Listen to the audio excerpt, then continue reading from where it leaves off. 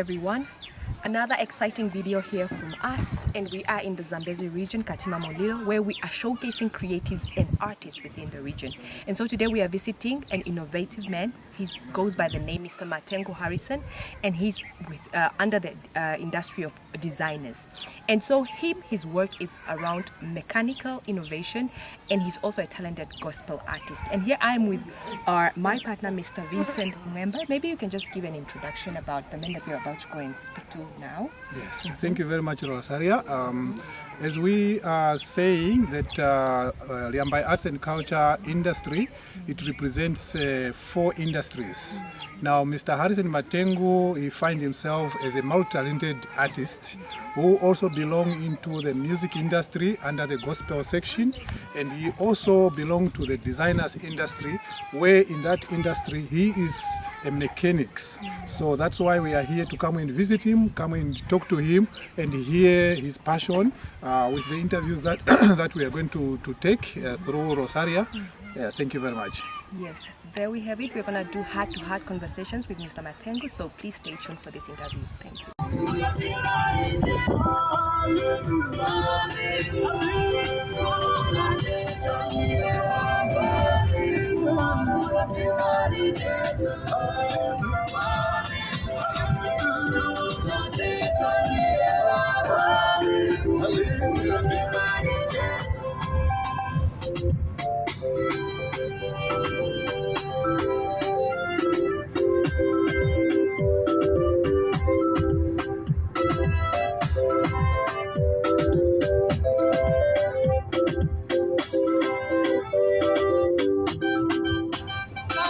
So as the heart-to-heart conversation, we want to really hear the story behind the creatives and the artists. Now we are here joined by Mr. Matengu. He's going to give us his whole story, heart-to-heart conversation.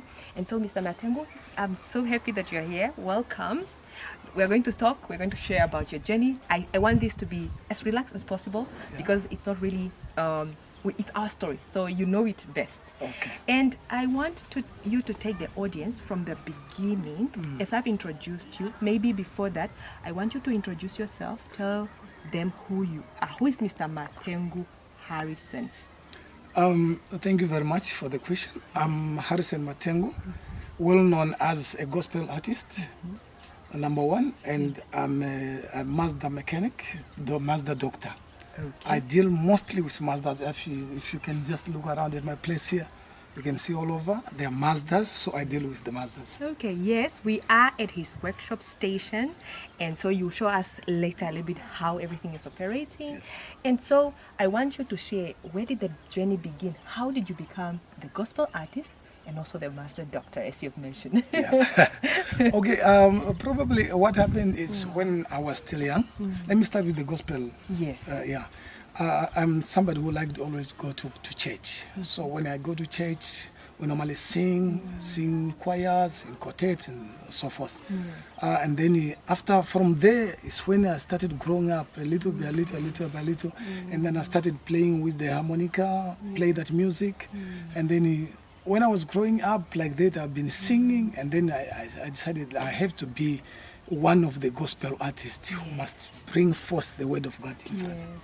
And then on this, while I was doing that, while I was still young, and then my brother, the late Mr. Simon Kenneth Tubikale, he liked to do this job in Mr. Lister Mobone. So they are the people who taught me how to drive, and then the people who introduced me a little bit in the mechanical industry. Okay. Because I was having that, I think it's in the blood. Yes. Because I never went to school or music or what. No, it's something which comes natural. Wow. Yeah. And was there someone who was showing you how to do it, or how did you now craft the art for you to become? And maybe you can share on that. Do you have published songs? Is it only mainly in church? Yeah. On gospel artist, I'm having 4 albums now. Okay. I released my first album in 2012, and then we went there was a competition. I was crowned as the best gospel artist in the Zambezi region. And then I'm having the first one, Tokena, and the second one, Gunyana, and the third one, Kwali Mukumunatichuan. And then the fourth one, which I just released now. It's another album which says, when Jesus is calling you, come close. Okay. Yeah. All right. And then, so in terms of gospel, you found it was in your blood, it was your passion. You continued to sing until you've been releasing like about 4 albums now.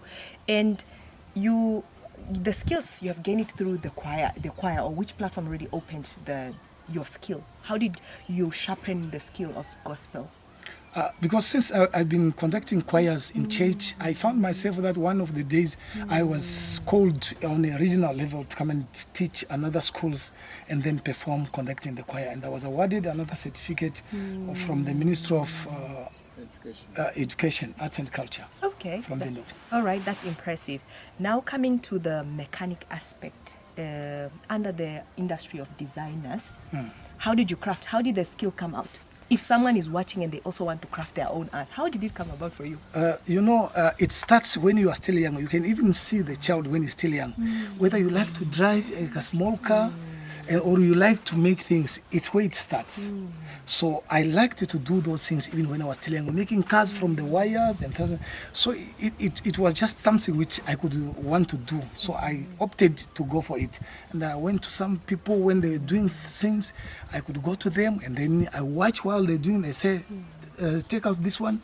And then I go. I didn't go to school for this. It's just a talent from God. Right, because in our communities we have schools which is placed already a system, but if you do not really have already a system established, I'm sure there have been obstacles that you had to overcome. So Mr. Matengu, you have mentioned that you have been doing your work by yourself, but I know because there has been systems in place. For example, education, you come from this grade to the next, but for you it was in your own ability to craft your own path. What are some of the obstacles that you really can significantly say this was a moment in time that was difficult, but I overcome it and I continue to pursue? How did you continue to foster your skill? Yeah. Okay. In life, mostly, if you didn't go to school, for example, you didn't go for higher levels, they always tell you that, no, you must go for VTC and so forth, so that you will be like this. But the fact is that when God's call comes, you don't have a problem. You do it the way you are directed. So that's how it came. And then the challenge which was there is people, they could discourage you. No, you have to go for tertiary, you have to go for this. Then that one was a little bit giving me a tough time. So that, and then how, if you want to be a mechanic, where are you going to get money to buy this and that and that? So I started with a little thing I was having, small jack, spanners, little bit. Then it's when I started a little by little and buying a little, and then I started it. Okay, that's great. Now, you have overcome all of that and you are here now. I want you to talk about how is your workshop impacting the community? And maybe you can show us around. And also, yes, how is the workshop impacting the community? Okay, my workshop is giving a very great impact because as you can see around here, there's a lot of cars and Mazdas. And these Mazdas are made in Japan. Okay. So we don't need people from Japan to be sent here to come and repair. They manufacture, we repair here. Yes. Yes. So that is the impact which is there. Yes. Broken cars, I give I repair the cars for the people, and the people they like my job. Yes. And then second thing is I give it to the young people. They like what I'm doing, and then you are also training them. I'm training them. Are you creating employment? Yes, I create. As you can see, these small boys. Okay, these are some of your assistants. Yeah, these are some of my assistants. Yes. I put them. They came to me looking for a piece work. I told them I don't have a better job. Yeah. But the little thing I'm doing, let me bring you in. Yes. I started training them little by little. Now, as you can see, they are my helpers. I cannot be here. They can do the job. Right. So they also know how to fix. So when my car is broken, let's first buy the car. Yeah. As you can see, this one is still at school. Yeah. Okay. He goes to school. Okay. He goes to school. And after school hours. Again, he can come and help. He can do part-time job or help around, and you can appreciate him in different ways. Yeah, so that he must not go and steal something, get something for bread, get something just like that. Okay, that's really great. Now for Thank you very much, Mr. Matengu. We are at your garage here. Yes. I was listening to the conversation, the interviews that you were having with my sister Rosaria. Yes. But now, what I want to say is just to encourage the young people, Yes. the youth. Guys, don't give up. You see, you have started something, and then if you look back where you are coming from, how you started, and today where you are, I'm very, very happy because number one, those of you who are still at school, you have a part-time which you can also that also makes you understand that you have something. So in the future, does not mean that maybe you must leave your schooling, maybe you come. No, you must continue schooling because at the end, whether you are going to be a mechanic, whether you're going to be a teacher, whether you are going to, this skill that you are going to acquire now, it is going to help you. Maybe you buy your own car, so you will be able to know how to fix your car, to fix the tires, to change the oil, and say, even if you get a breakdown, you are not going to have a problem because you yourself you've got the skills, isn't it?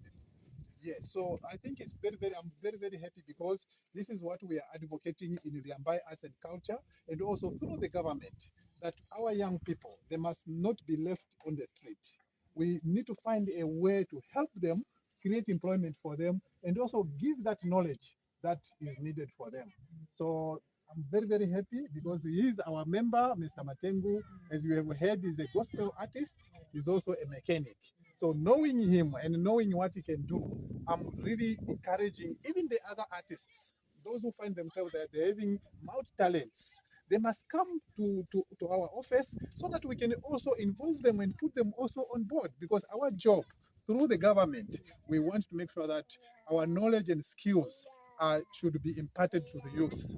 Yeah, so that we can create employment and we can also grow the industry because this is the talent which God gives to different people. So thank you very much, young people. We will be following this story and so that we can see how far you can go with what you are going to get from Mr. Matengu. Yeah, because we call it 99 job. Yeah. 99 jobs. Yeah. And Yes,